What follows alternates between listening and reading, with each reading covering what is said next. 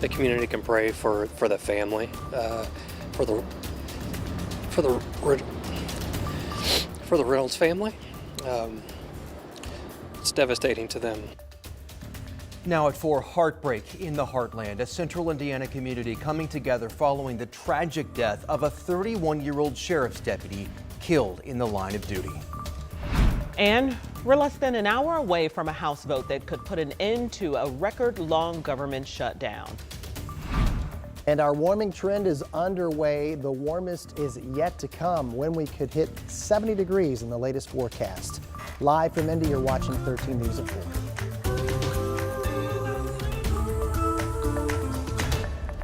Good afternoon, everyone. We start here at 4 o'clock with the crash today that claimed the life of a Delaware County Sheriff's deputy. Investigators say Corporal Blake Reynolds, a 4-year veteran with the department, stopped to help a stranded semi driver when another semi hit his patrol car. The crash happened around 3 this morning along a stretch of I-69 near Gaston. Our Ashton Hackman has been in Delaware County all day. He joins us live now outside the sheriff's office. Ashton, we know that entire community is mourning the loss of this deputy, and at the same time, state police are investigating what exactly happened and how. So what have you learned?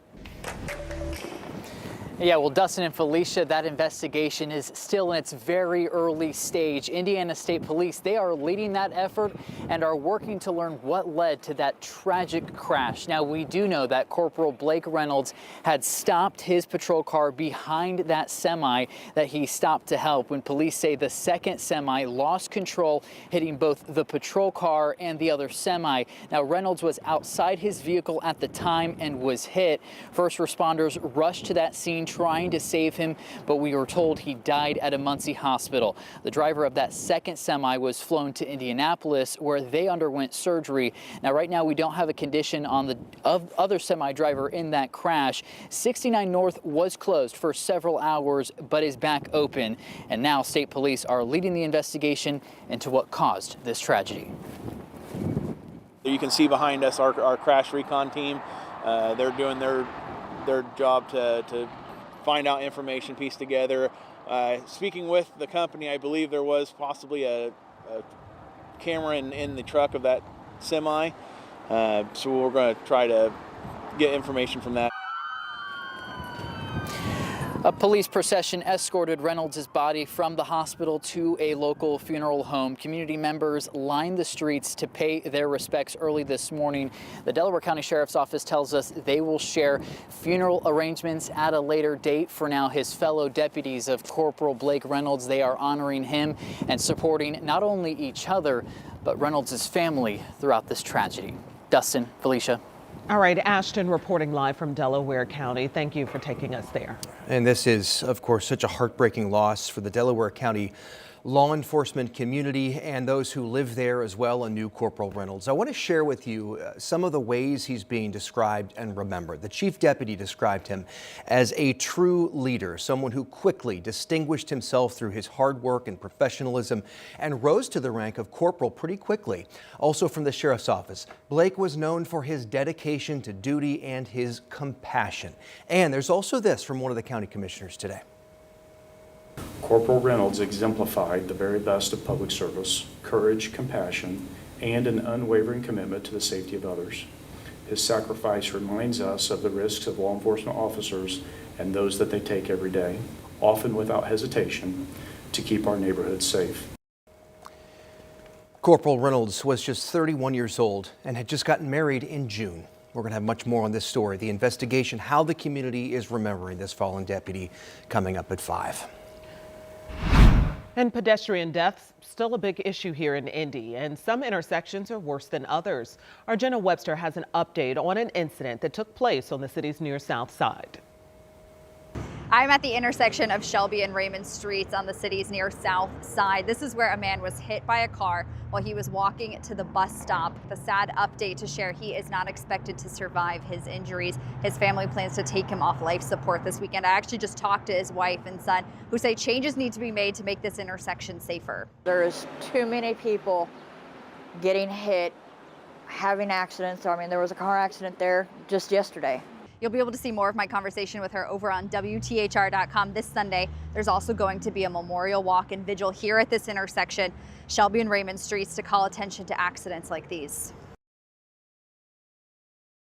Thank you for taking us there, Jenna. And now we head to Hendricks County, and a murder trial underway there today for the man charged with killing an Indiana state trooper. Eddie Jones entered the courthouse this morning wearing a red shirt and tie for day one of his trial.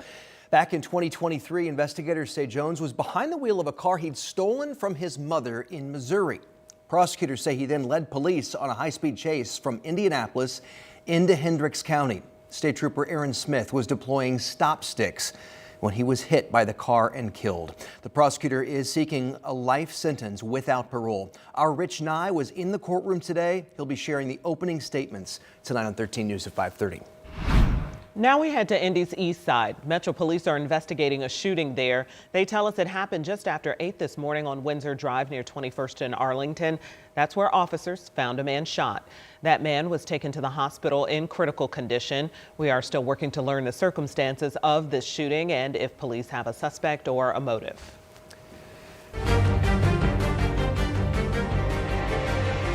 The latest now on the government shutdown. Could today be the day? Could the shutdown finally end? It is up to the House. Lawmakers have been making their way back to Capitol Hill all day long for a vote. Expected here within the next couple of hours, presumably. Yeah, this is how it could work. If the chamber is able to pass the funding bill, it would then head to President Trump's desk for a signature. Correspondent Julia Benbrook is at the White House with what we can expect. House Speaker Mike Johnson has to sell the package to his razor-thin GOP majority and will likely need President Donald Trump's help to push it through. That being said, GOP leadership remains confident that it will be able to get the Senate-backed bill across the finish line, which would bring the longest government shutdown in history to an end. I just want to say that we're very optimistic about the vote tally tonight. We think this is going to happen. The chamber is voting on a stopgap measure that would reopen the government and keep it funded through January 30th, reverse the mass firings made by the Trump administration during the shutdown, and ensure that the Supplemental Nutrition Assistance Program, or SNAP, will be funded for the rest of the fiscal year. What's not included, though, is causing frustration for many Democrats. They have been pushing to use this time to address health care, specifically an extension of enhanced Obamacare subsidies set to expire at the end of the year. While Senate Republicans promised a future vote on this, the House has not committed.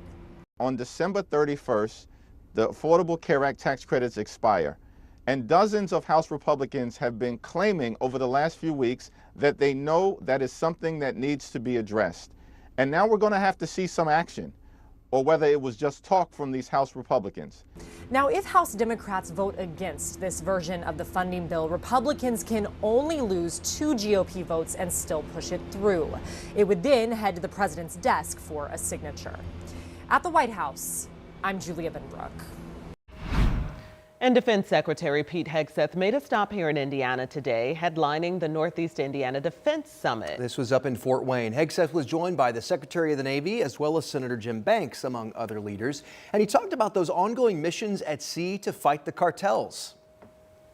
My advice to foreign terrorist organizations, do not get in a boat. I mean, if you're trafficking drugs to poison the American people, and we know you're from a designated terrorist organization, you're a foreign terrorist and a trafficker, we will find you and we will kill you. Now, he has announced at least 19 strikes so far carried out by the U.S. Defense Department on suspected drug smuggling boats. More than 70 people were killed in those strikes. Critics say no evidence has been presented to show their connections, though, to organized drug trafficking. All right, that was a look at some of our top headlines that we're continuing to track. We're also keeping our eye on the weather. Yes, what a warm-up we've had today, Sean. You know, 2 days ago we had snow. Yes, we did. 2 days ago we had wind chills in the teens. Yes, we did. And here we are today. We're just living the dream today. It's been breezy, but bright and much warmer. And the warmest is yet to come. All right. So hang tight. Okay. I don't see 80 in the forecast, Okay. but how about a near 70-degree day? 70 will do. Yeah. All right. Well, today's pretty nice. We recovered from the chilly start this morning. 56 in Indy, beautiful blue sky there. Carmel as well as Bunker Hill. Should be a really pleasant sunset here this evening. Severe clear conditions for now, though it's a west to northwest wind, sustained between 15 and 20. We've had gusts at times near 30. Notice the dew points in the 20s, so the air's dry. That means after sunset, as the wind eases, it will cool down pretty efficiently here. Clean sweep on radar, so numbers range from 50 in Marion to 60 degrees there in Terre Haute and 61 this hour in Bedford. And you take this map and compare it to 24 hours ago, and we are a good 20 degrees roughly warmer than that. So a noticeable change. This was expected, and we're just really scratching the surface on this warming trend. Should be a nice evening. I mentioned we cool down quickly. Tomorrow morning, bus stop numbers will be close to the freezing mark. Heavy coats early in the morning, but we won't need them all day long. We'll have the timeline on a shower chance ahead in the 7-day forecast. Thanks, Sean. And after 15 years of business, Mesh on Mass Ave is closing its doors. The Cunningham Restaurant Group says the building's owner is putting the property up for sale after it could not reach a new agreement on a long-term lease. If you've ever been to Mesh, it serves lunch and dinner and brunch on the weekends. And some of the most popular items are the Amish chicken, fried chicken and waffles, and the scallops. Mesh will permanently close January 4th. Those scallops are delicious. The House just released thousands more documents from the Epstein estate. We'll tell you how President Trump is allegedly mentioned. Plus, why it is the end of an era for the penny. More after the break. Gonna make sense of that?